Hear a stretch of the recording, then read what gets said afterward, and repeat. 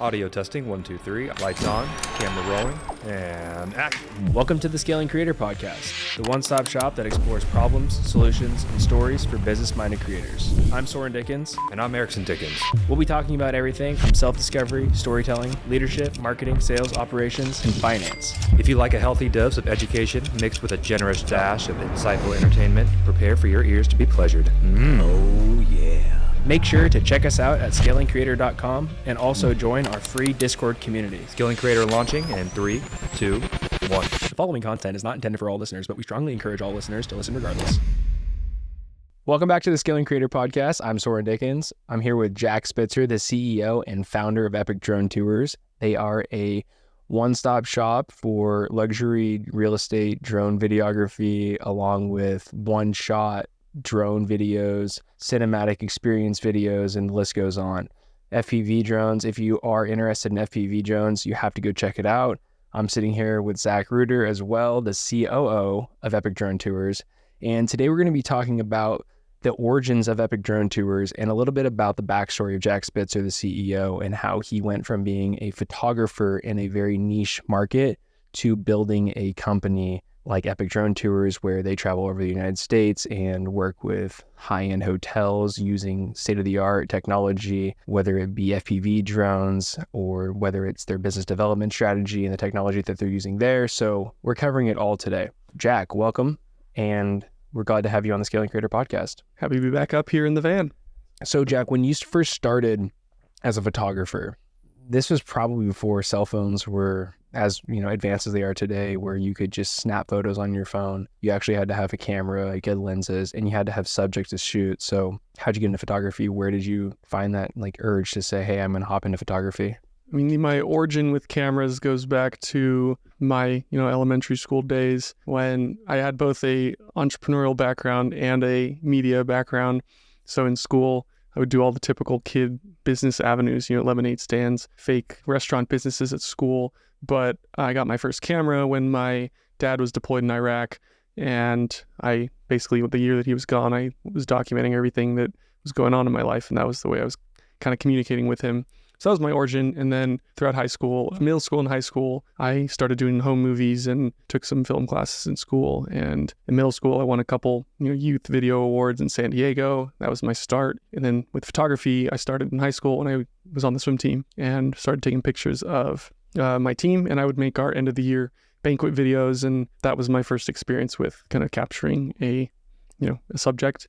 And then when I was a senior in high school, my sister swam at Olympic trials, and I didn't want to just bring my small camera and my short lens because we were in the stands and it's a big venue and I needed, Michael Phelps was there. I was like, oh, it'd be cool to get some photos of him. So I rented a camera from a shop in Omaha, Nebraska out there and took some photos with, I think it was a 600 millimeter lens. First time I'd ever held a camera that was that large. I was like 18 at the time, and got some photos there of Michael Phelps and all of the biggest names in swimming because my sister was swimming there, and then posted them and started using the photos, and a lot of people got a pretty good feedback from it. That's how it started. And then I, from there, started going to local swim meets and setting up a booth, and had one of my friends come out and be the booth manager, and parents would come up and sign up and pay, like $50 or $100 for some photos of their kids at the swim meet. And that was my first origin in photography. Yeah, it's really cool that you talk about how when you went to Olympic trials to watch your sister, you were not really equipped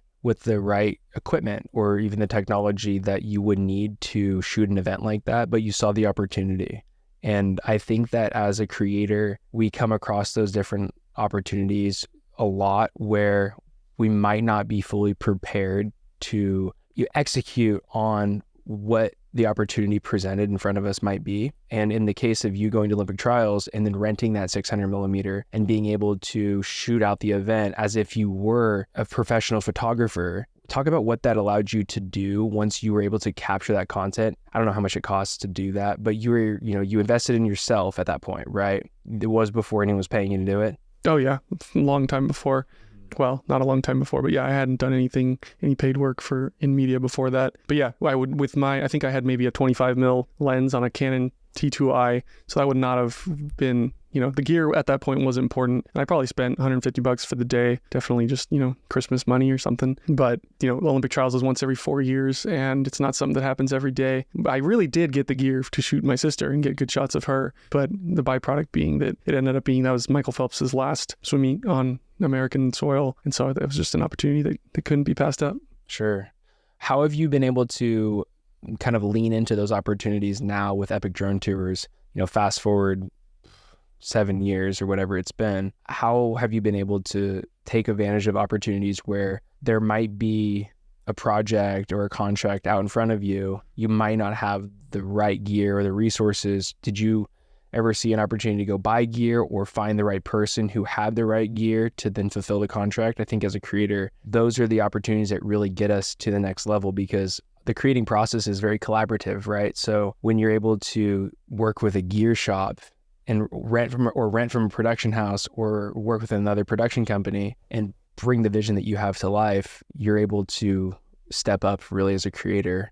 Are there any events that have happened with your business currently that you've been able to see that happen? I'm a big believer in never leaving money on the table. And so any opportunity that there is to, whether it's paid, free, low rate, whatever it is, I'm always going to go after it. Some examples for Epic Drone Tours is we did a shoot under another production company that they were making a massive documentary for. It's one of the largest global producers of prison toilets and like prison sinks and things like that. And we did one project with them for their warehouse up in Los Angeles. And then I think there's 8 across America and then 2 in Mexico. And so we pitched them like, hey, let's go out and do FPV for each of those, because you guys are going to be doing interviews and getting shots of each warehouse. Like if you can have these really engaging shots of each spot as B-roll over your footage, the documentary is going to be that much better. And that was one of our biggest projects this year that our drone pilot got to go to. I think it was 10 different states with them and down to Mexico. I also really like to try to integrate my photography world with Epic Drone Tours when I can. And so a couple years ago,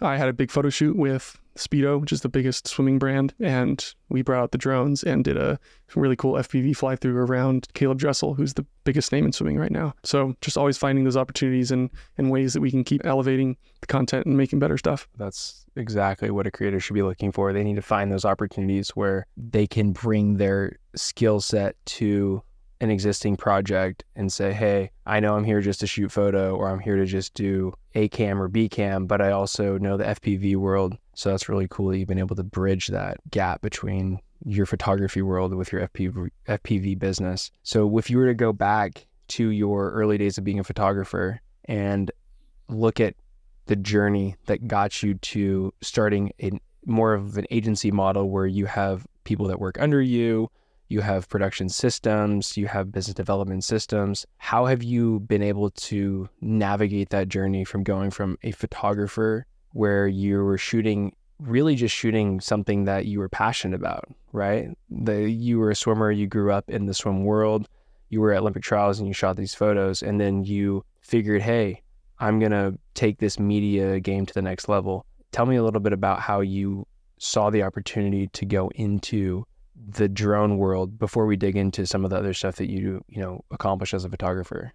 Yeah, I mean, I've always seen photography as my passion project. Swimming has always been such a big part of my life, and swimming's the main thing that I take photos of. And being able to have that sort of outlet, even though it's incredibly difficult when I go to a meet and take photos and have to produce that much content, but that's sort of my escape. It's what I enjoy. And on the Epic Drone Tours side, that is a much more scalable model. I have a big business interest and very entrepreneurial minded. So I wanted that to be able to have that model where, you can have a team of people, you can work with businesses across the country. But as a photographer, especially in sports, there's times when I can have assistants and editors and things like that, but it's never going to be a massive operation. And so that's it's the best of both worlds for me, at least, to be able to have the photography and go to meets and be in my happy place and make the content for the people that I love, which is the swim community. And then also have the business where I have a team like Zach and all of our creatives. It really is the best of both worlds. When you first got into photography, a lot of us, when we first get into anything with a camera, you don't really know what to shoot, right? You're like, oh, I have a camera.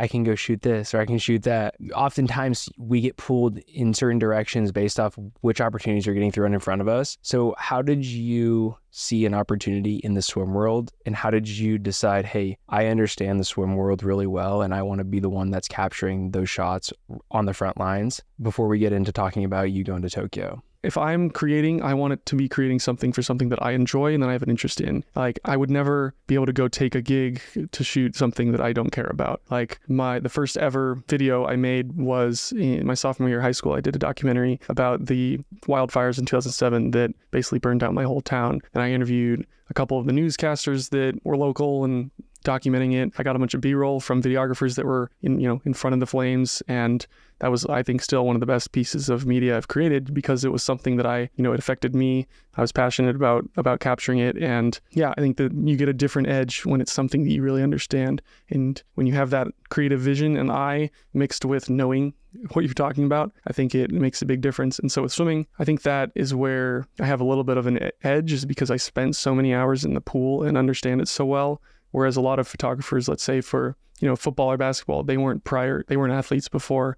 And so they're just capturing how they see it. But when you're used to being in the dirt in the sport and knowing the ins and outs of it and what angle is going to be this best shot during this stroke, and knowing exactly when an athlete's going to do this reaction at the end of a race, I think is really important, because one of the things that I love to capture is people's faces and reactions in swimming, rather than just the swimming itself. Because I know about swimming, and I spend so many time at meets and watching races and studying it, I feel like I have an advantage of knowing exactly what's going to happen at which time. And that helps a lot because of my passion and interest for it. Yeah, would you say that if you're a creator, whether it be photo or video, to almost lean into something that you're passionate about before you dive into trying to build a business? I've met skaters when they first started as videographers or photographers.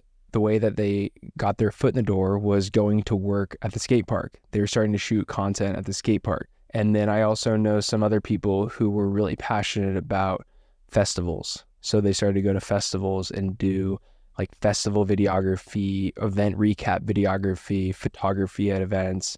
And then when we're having this conversation with your photography journey, we're talking about something that we mutually have experience in, which is the swim world. And the swim world seems to be really tight. It seems to be some place where once you start to build that rep, people will get behind you and support you. And you've really built a name in the swim world. So talk about how important it is to follow your passion when you are first trying to build something in the creative space, whether it become photo or video, because the last thing you want to be doing if you don't love NASCAR as a photographer is going to NASCAR events, because you're not going to even know how to shoot it.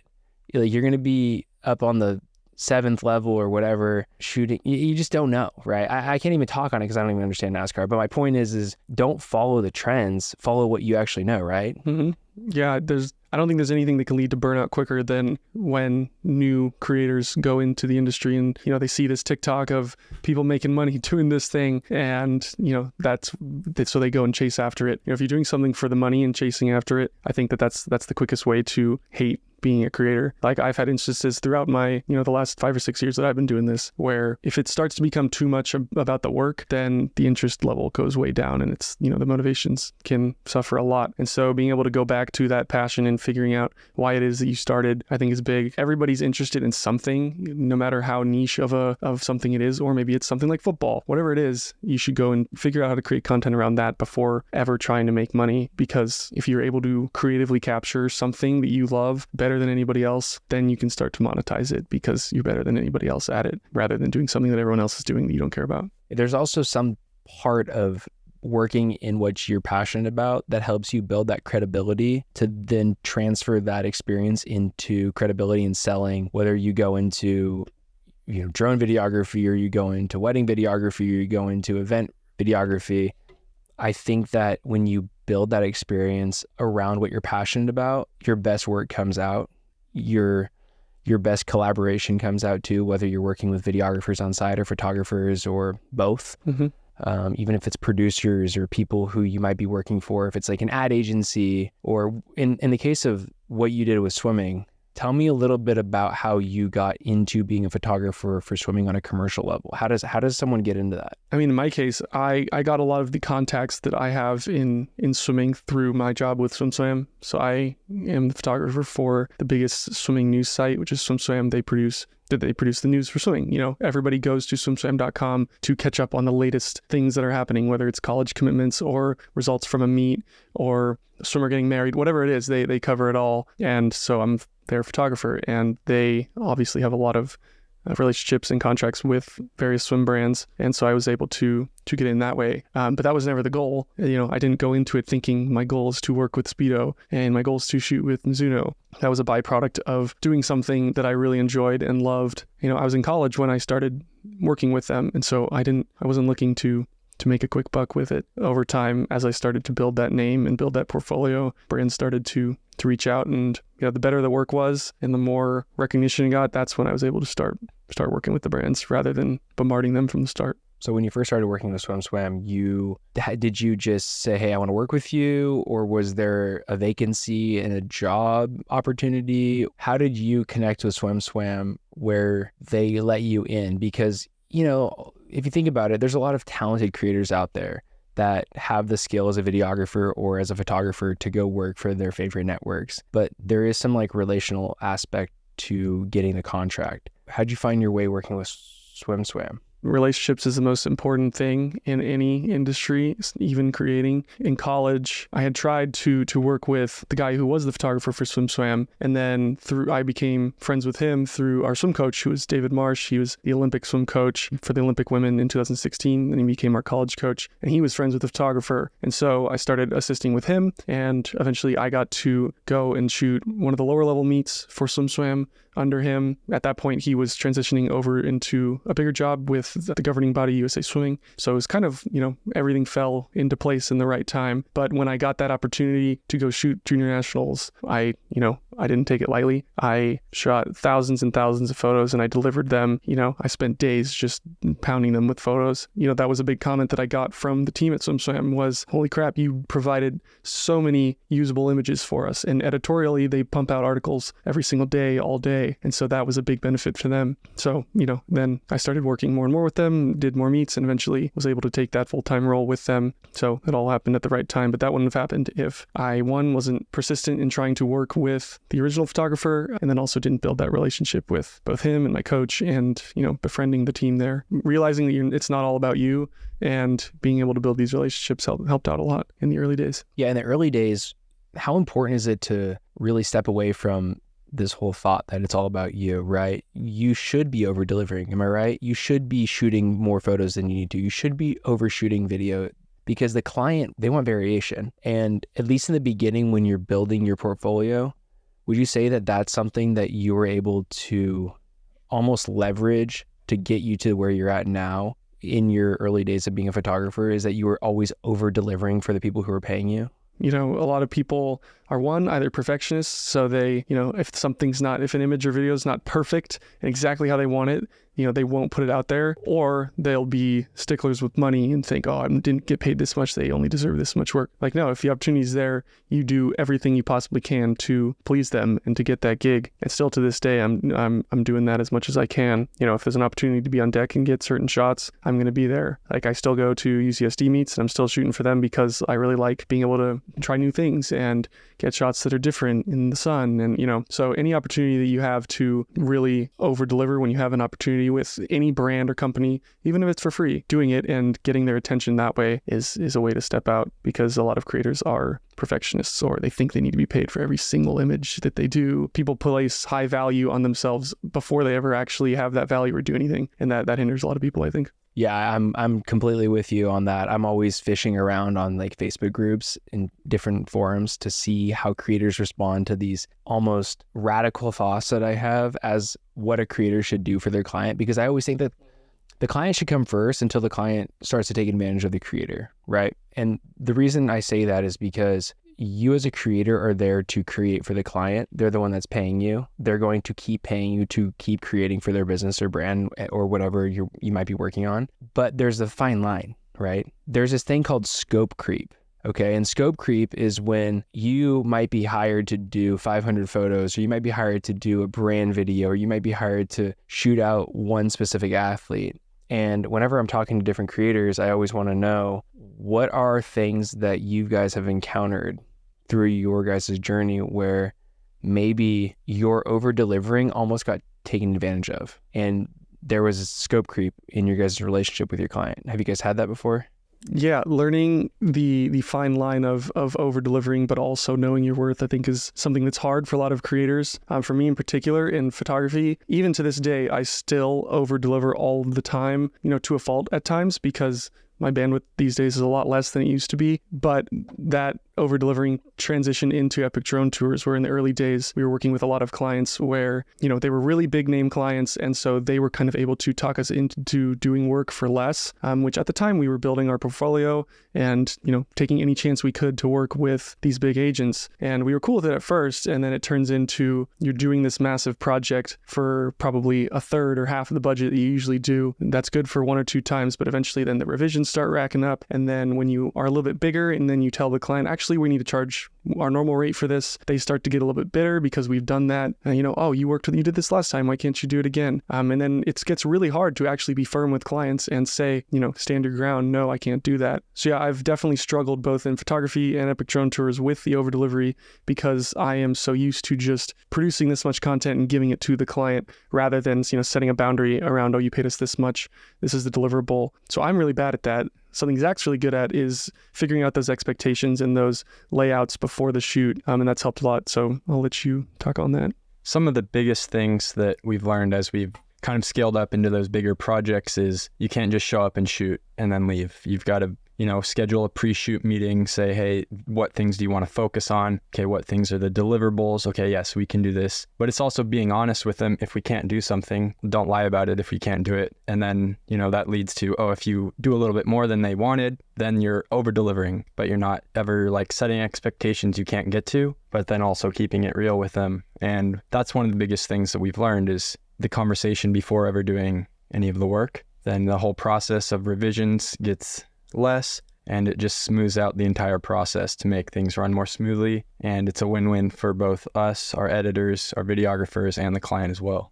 Yeah, I like the word scope creep as a way to describe that, because in epic drone tours, even today we're a lot better at it, but there are plenty of times when I'm very bad at saying no. And so a client will say, oh, can you do this by this date? I'm going to say yes, and then we're going to try to figure it out. But we've learned that, that's not always going to work. So if you tell your client, oh, it's going to take 4 days instead of 2, when you think it's going to take 1, that's in the end is going to help you out a lot. In photography, even with my clients in swimming, I tend to be pretty bad at setting a deadline and thinking that I can do everything all at once, running a business, and then also being able to produce this content. It's, both of those things are things that people usually do, have one of. People are a creator or they run a business. So I tend to overestimate what I can do in a certain amount of time. And so I've also learned with that to be able to tell a client, if we do this shoot, I'm probably not going to get you the photos for 2 more weeks. And that's usually fine. It just becomes a problem when you say it's going to take 1 week and then 3 weeks later, you still haven't delivered. That's happened to me countless times. And so even me to this day, I'm still learning how to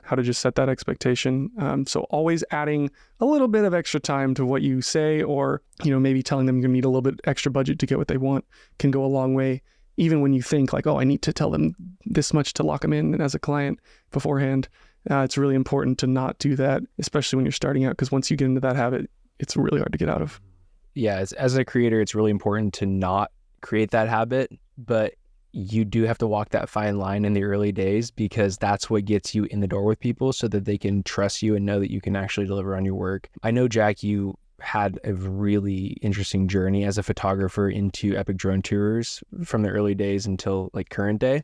I want to talk right now, as we wrap this up, about how you were able to use that over delivering aspect of Jack Spitser as a photographer to be a photographer that was, I guess you could say, worthy enough to go to the 2020 Olympics in Tokyo and shoot, I think, 10 sports and be there on behalf of a major network and get to experience everything, and really probably a historical period because it was all during COVID. Yeah, I always like to say that being at the Olympics was both the hardest but also most rewarding 2 weeks of my life. While I was there, I slept probably a maximum of 2 hours each night. The entire busing system was set up to where it was going in a circle, and so it was about 2-hour bus rides to and from each venue. They had it so it was set to prime time in America, and we were out in Tokyo. And so finals was at like 6 a.m. and then prelims was at like 8 p.m. So it was a total, shock of timing where you have to be on at 6 a.m. to capture the biggest moments. But it was amazing being there and being in front of the biggest,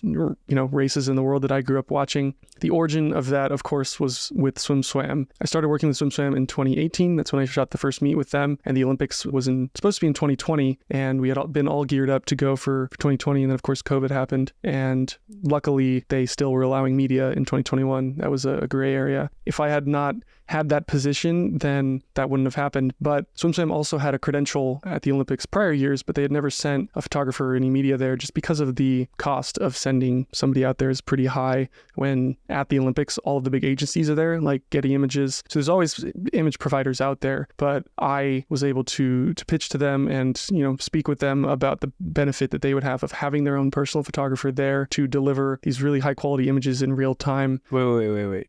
Do you remember those conversations by chance? How you were able to pitch them? Yeah. Tell me a little bit about that. I want to know how you convinced this network to send you to Tokyo for one of the most watched events in the whole world, right? Yeah. Let's talk a little bit about how you created a value proposition to show them that you were the guy that they needed to send. Yeah, I don't want to make it seem like it was all my idea. Like, they have the credential, and the CEO of Swim Swam is a former Olympian, and so he gets it, and everybody's going to want somebody at the Olympics. It's such a high cost, and they have always been used to using an agency like Getty Images, who provides dozens and dozens of photographers at the Olympics at all times. But my sort of value prop was, one, my images are very vibrant, they're very colorful, they capture the emotion of the swimmer because, like we said, I understand the sport. Whereas Getty Images has photographers that are shooting every sport, and they're not specialized in swimming, and they're designed to just pump out content immediately 24/7 throughout the Olympics that every newspaper around the world is using. So the value that Swim Swam gets of having their own images that are exclusive to them, that's basically how I was able to pitch it. Was, you guys are going to have these Instagram posts and these thumbnails on your articles that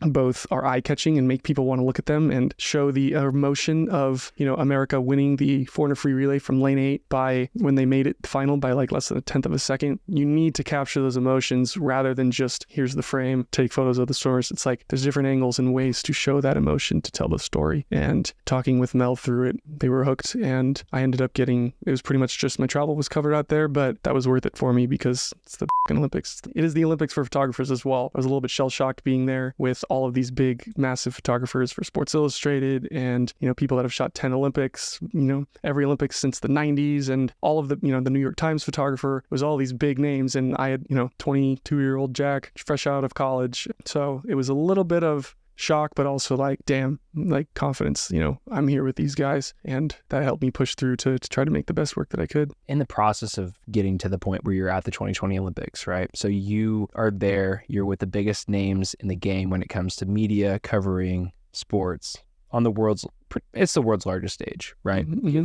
Over 190 countries represented, I think, that in 2020, I don't even know, but there are so many countries, there are so many different media companies there. Tell me about the importance of storytelling as a photographer or as a videographer to get you to a point where you are able to communicate the value of what you just explained to me to the network so that you were able to step in and be that photographer for Swim Swam, the United States swimming. Storytelling is so powerful, right? Storytelling is one of those things where if you're able to tell a really impactful story, you can almost get the outcome that you are desiring.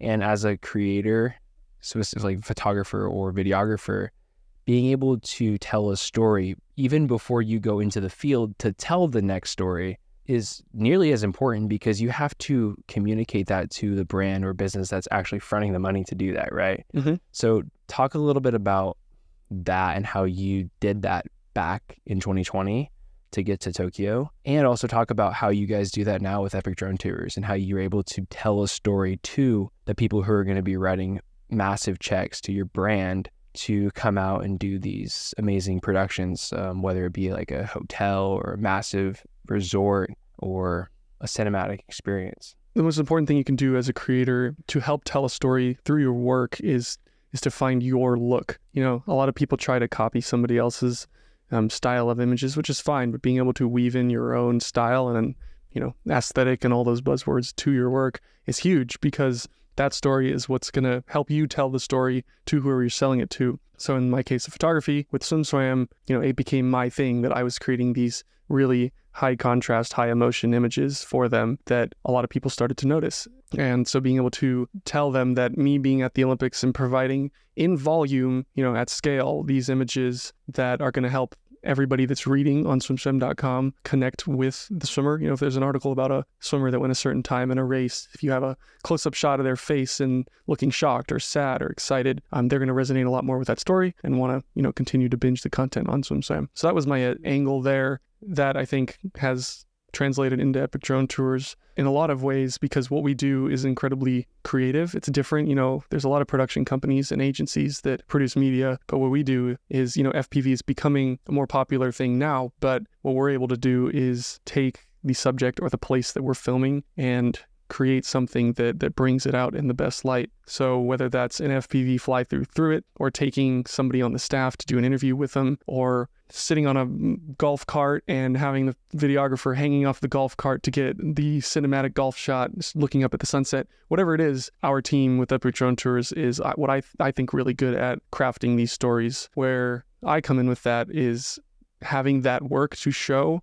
It helps me pitch that to the client, so I can tell them, hey, the best way that we're going to get people into your door and into your business is creating something that all of your competitors aren't going to do. If every hotel is doing the exact same boring style of video, then what's going to help the consumer, realize that they want to come with you? If you're able to create a story that connects with them and makes them feel emotionally connected to it, that's going to make their decision that much easier. But in the case of the Olympics, it pretty much sold itself by being able to have these quality of images, and also just having SwimSwam be able to say that they have a photographer there that has a little bit of recognition in the swimming community. So taking advantage of opportunities like that is I think important, and the value is there for them. Most of their most viewed and liked social media posts and articles and things were posts that had the photos that I took there, because there was a lot of big moments in swimming at that meet. I was able to capture them. But where I think was my biggest learning opportunity in Tokyo was I got to shoot 10 different sports, not just swimming. So I stayed an extra week. That taught me how incredibly hard it is to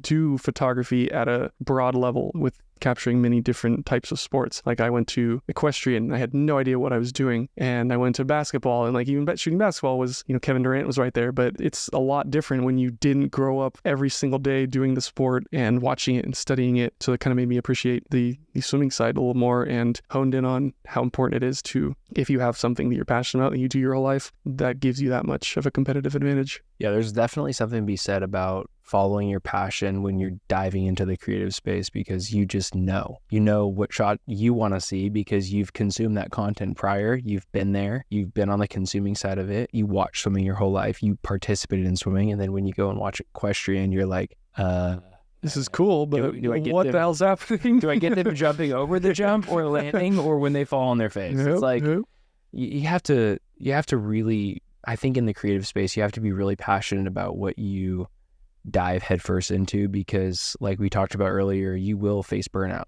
right? Mm-hmm.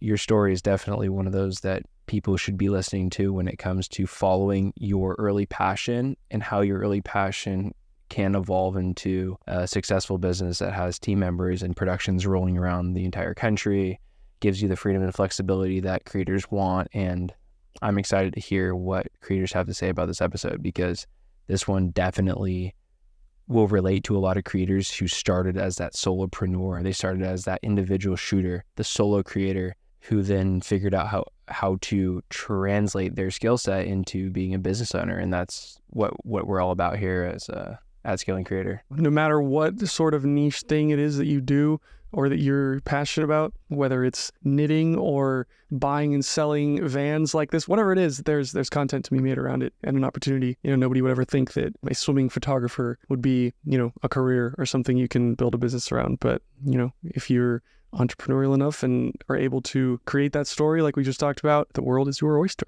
Absolutely. Well, thank you guys for joining the Scaling Creator podcast. Jack, Thank you. Zach, thank you for being here. Today we talked about Jack Spitzer's journey as a photographer and how he turned his passion of being a photographer in the swim world into being an agency owner of Epic Drone Tours. Epic Drone Tours is a US-based drone videography company that does luxury real estate listings, hotels, resorts. They do full cinematic experience videos for big brands all over the United States. Where can we find you guys? Every single social media platform at Epic Drone Tours. I'm at Jack Spitser on every social media platform, and Spitzer Photo for my photography. And Zach has his own socials as well. Yep, Zack Reuter, and then of course epicdronetours.com.